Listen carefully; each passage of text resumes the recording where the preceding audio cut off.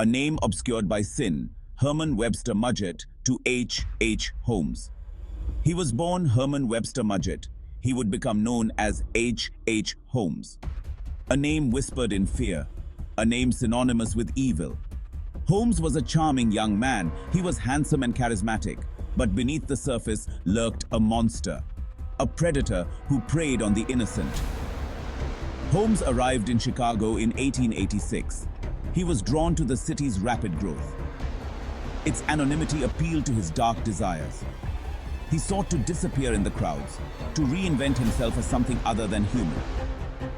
He secured a job at a pharmacy using his alias, H. Holmes. This marked the beginning of his descent into depravity. This was the start of his reign of terror. Holmes purchased an empty lot across from the pharmacy. Here, he would construct his masterpiece of evil. He called it the World's Fair Hotel. It would become known as the Murder Castle. The building was a labyrinth of strange and sinister design. It was a testament to Holmes's twisted mind.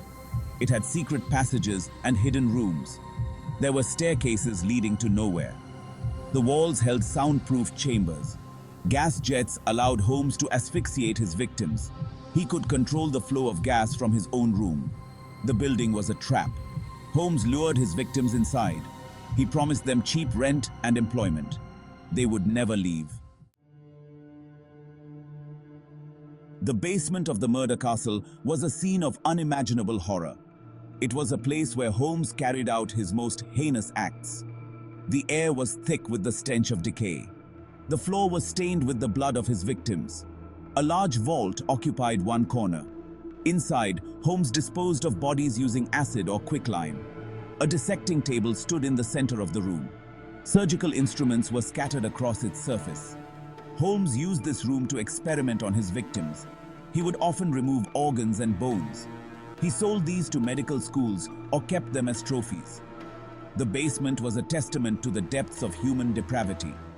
It was a place where evil reigned supreme.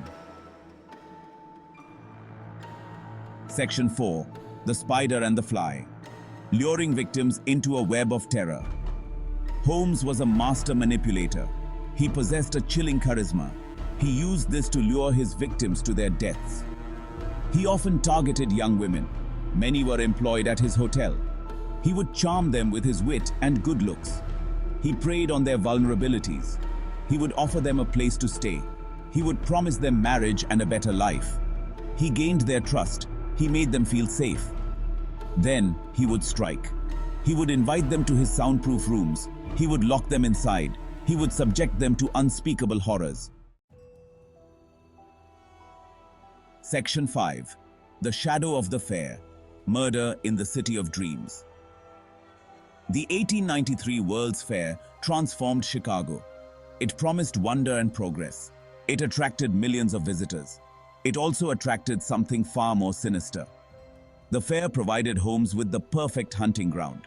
It offered a steady stream of potential victims. He used the allure of the fair to his advantage. He offered lodging to unsuspecting visitors. He preyed on those seeking adventure. He targeted those far from home. The fair masked his crimes. It created a sense of anonymity. It allowed Holmes to operate in the shadows. He was a predator stalking the crowds. He was a monster hiding in plain sight.